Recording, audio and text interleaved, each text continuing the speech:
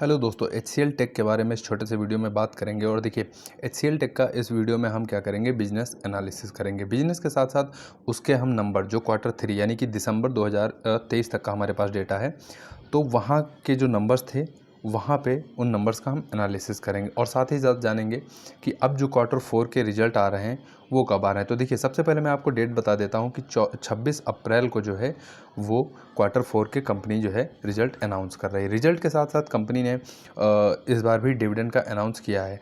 अब कितने रुपए का डिविडेंड है ये हमें 26 अप्रैल को ही पता चलेगा। एक्स डिविडेंड डेट की अगर हम बात करते हैं तो 7 जो है वो 7 में रखी गई है। तो ये जानकारी हुई। और HCL टेक के बारे में एक फैक्ट और आपको हम बताते हैं कि देखिए, HCL टेक एक ऐसी कंपनी है जो लगातार 20 सालों से डिविडेंड 21 सालों से दे रही है। इस क्वार्टर भी कंपनी की तरफ से डिविडेंड अनाउंस किया गया है। अमाउंट हमें 26 अप्रैल को पता चलेगा। तो चैनल को दोस्तों ज़रूर सब्सक्राइब करके रखिएगा, क्योंकि 26 अप्रैल को हम HCL टेक का डिटेल एनालिसिस करेंगे Q4 के जब नंबर्स आएंगे। उसके बाद इस वीडियो में कोई भी बाई या सेल का रिकमेंडेशन नहीं दिया जाएगा। ये सिर्फ और सिर्फ वीडियो आपकी जानकारी के लिए है। तो चलिए हम वीडियो जो है वो शुरू करते हैं। डेटा हमारे पास दिसंबर 2023 तक का है और इस डेटा से हम कंपनी का एनालिसिस करते हैं और साथ ही साथ जानते हैं कि बिजनेस में चल क्या रहा है। तो देखिए, अगर हम सबसे पहले बात करते हैं, कोई भी कंपनी होती है तो उसमें क्या इंपॉर्टेंट होता है, रेवेन्यू। रेवेन्यू यानी कि कंपनी पैसा कमा रही है या फिर कंपनी पैसा नहीं कमा रही है। तो देखिए, रेवेन्यू की अगर हम बात करते हैं तो जब दिसंबर के नंबर्स आए थे, दिसंबर 2023 में 28,446 करोड़ का कंपनी ने रेवेन्यू जो है वो कमाया था। अगर हम उससे पहले के क्वार्टर से बात करें, यानी कि सेकंड क्वार्टर फाइनेंशियल ईयर 23 के, तो वहाँ से देखिए आप रेवेन्यू जो है वो बढ़ा हुआ था। और अगर हम साल दर साल यानी कि वाई ऑन वाई बेस पे हम कंपेयर करते हैं, यानी दिसंबर 2022 और दिसंबर 2023 से, तो देखिए रेवेन्यू जो है वहाँ से भी बढ़ता हुआ हमें दिख रहा है। लेकिन रेवेन्यू बढ़ने का जो ट्रेंड है वो थोड़ा स्लो है। आईटी कंपनियों में क्या अभी कुछ समय से एक दिक्कतें चल रही थी, लगभग साल डेढ़ साल से दिक्कतें चल रही हैं आईटी सेक्टर में। तो इसमें क्या होता है कि देखिए, आईटी जैसे मैंने मेरे जो पिछले भी वीडियो के एनालिसिस हैं वहाँ पे क्या है कि आईटी कंपनियों के बारे में मैंने बताया कि आईटी कंपनियों का बिजनेस जो है वो मोस्टली फ़ॉरेन से आता है, अमेरिका कॉन्टिनेंट हुआ या फिर यूरोप से। तो HCL टेक के केस में भी वैसा ही है, इनका भी बिजनेस जो है वो फ़ॉरेन से ही है, अमेरिका और यूरोप से ज़्यादातर।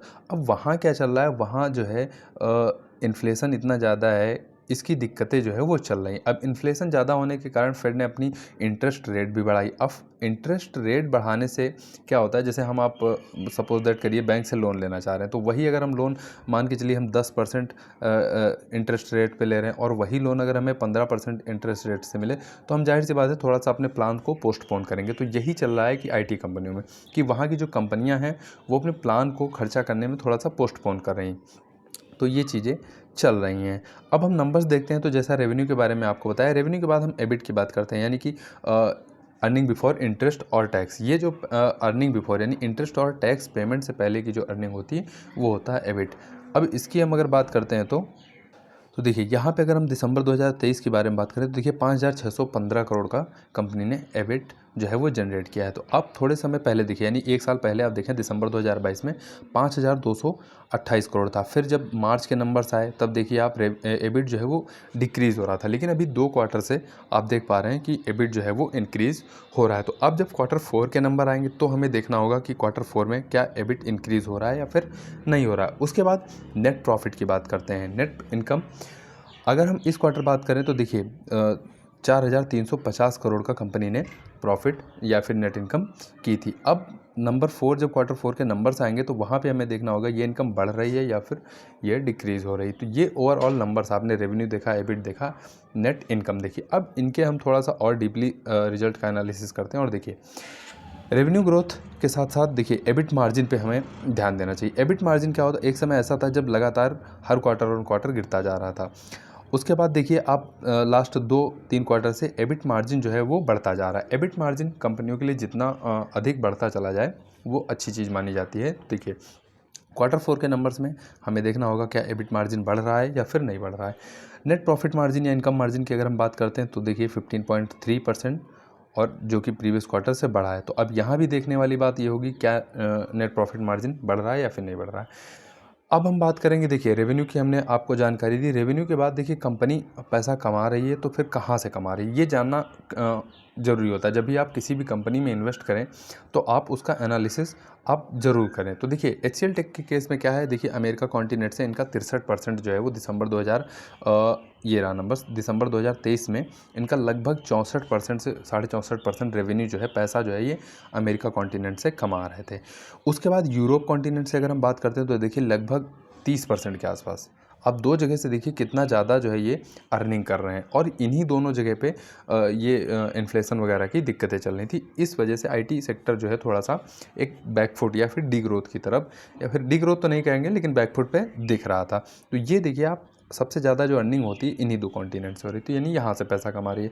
पैसा कमाने के बाद आपका जानना ये ज़रूरी है कि किन किन सेक्टर से कंपनी अपनी सर्विस जो दे रही है या फिर पैसा जो कमा रही है वो कहाँ से कमा रही है। तो देखिए ये वर्टिकल्स हैं, कंपनी जो है वो अर्निंग जो कर रही है वो यहाँ से कर रही है, यानी कि फाइनेंशियल सर्विस से आप देख पा रहे हैं लगभग 21% इनका रेवेन्यू जो है वो वहाँ से आ रहा है। मैन्युफैक्चरिंग सेक्टर से आप देखिए 20%, उसके बाद हेल्थ केयर सेक्टर से देखिए 16%, और टेक्नोलॉजी सेक्टर से देखिए 12.5% से ऊपर का रेवेन्यू जो है वो कंपनी जनरेट कर रही है। तो ये रेवेन्यू आप देख पा रहे हैं, ये इन सेक्टर से कंपनी पैसा कमा रही है। अब ये सेक्टर देखिए आप क्वार्टरली बेस पे हमें फाइनेंशियल सेक्टर, जो कि सबसे ज़्यादा अर्निंग जो है वो फाइनेंशियल सेक्टर से ही होती है आईटी कंपनियों की। तो देखिए ये डिग्रोथ कर रहा था क्वार्टरली बेस पे। उसके बाद देखिए हेल्थ केयर सेक्टर भी क्वार्टरली बेस पे आप देखिए डिग्रोथ कर रहा था, जबकि टेलीकम्युनिकेशन जो सेक्टर है वो इंक्रीज। अब देखिए सबसे ज़्यादा जो पैसा कमाता है बैंकिंग सेक्टर, वो हमें देखना होगा कि क्या वो क्वार्टरली जो है वो इंक्रीज़ होना शुरू हुआ है या फिर नहीं हुआ। ये सब चीज़ें हमें क्वार्टर 4 में पता चलेंगी। उसके बाद अब देखिए आईटी कंपनियों में आप जब भी एनालिसिस करें तो क्या होता है, क्लाइंट मैट्रिक आप ज़रूर देखें, कंपनी के पास कितने ज़्यादा क्लाइंट हैं। क्लाइंट क्या होता है, देखिए सबसे पहले मैं $1 मिलियन यानी $1 मिलियन से भी ज़्यादा का जो रेवेन्यू कंपनी के लिए लेकर आ रहे हैं वो क्लाइंट मैं आपको बताता हूँ। तो देखिए 958 क्लाइंट है, और क्लाइंट का बढ़ते रहना ये एक अच्छी चीज़ होती है, यानी कि बिजनेस उनको मिल रहा है, ये आप देख पा रहे हैं। तो देखिए अगर हम क्वार्टरली बेस पे बात करें तो देखिए 13 क्लाइंट जो है कंपनी के उसमें कम हो गए थे। वहीं अगर ईयरली बेस पे देखें हम, तो ईयरली बेस पे ज़रूर कंपनी जो है 21 क्लाइंट अपने $1 मिलियन वाले जोड़ने में सफल हुई है, लेकिन क्वार्टरली बेस पे क्लाइंट जो है कंपनियों को छोड़ के गए हैं। $5 मिलियन से ऊपर का जो रेवेन्यू लेकर आ रहे हैं वहाँ पे देखिए क्वार्टरली बेस पे एक क्लाइंट कम हुआ है, जबकि ईयरली बेस पे आप देखें 36 जो है वो क्लाइंट ऐड हुए हैं। अच्छी चीज़ है। $10 मिलियन से ऊपर का जो रेवेन्यू लेकर आ रहे हैं वहाँ पे देखिए क्वार्टरली बेस पे 7 क्लाइंट ऐड हुए हैं, जबकि ईयरली बेस पे 29 क्लाइंट जो है वो ऐड हुए हैं, जो कि पॉजिटिव है। उसके बाद $20 मिलियन से भी ऊपर का जो रेवेन्यू ला रहे हैं वो ईयरली बेस पे आप देखें 2 क्लाइंट ऐड हुए हैं। $50 मिलियन वाले क्लाइंट जो है वो कंपनी 4 जो है साल दर साल ऐड कर पाई है। वहीं अगर हम $100 मिलियन की बात करते हैं तो देखिए 3 क्लाइंट ऐसे हैं जो कंपनी अपने पक्ष में लाने में या फिर अपने उनको ऐड करने में सफल हुई। तो क्लाइंट का बढ़ते रहना ये आईटी कंपनियों के लिए बहुत ज़्यादा ज़रूरी होता है। क्लाइंट के बाद अब देखिए आईटी कंपनियों में क्या है कि सबसे ज़्यादा इनका वर्कफोर्स यानी एम्प्लॉय जो हैं, खर्चा जो होता है वो इसी एम्प्लॉय पे ही होता है। तो एम्प्लॉय की अगर हम बात करते हैं तो देखिए आईटी सेक्टर में एम्प्लॉय का बढ़ते रहना यानी कि इंडिकेट करता है कि आईटी कंपनियों को बिजनेस जो है वो आगे मिल रहा है या फिर उनको आगे बिजनेस मिलने की उम्मीद है। लेकिन अभी तक क्या हो रहा था, आप ये नंबर्स आप देखिए, ये दिसंबर 2022 में आप देखें कंपनी के पास जो टोटल क्लाइंट थे 2,22,270 क्लाइंट थे।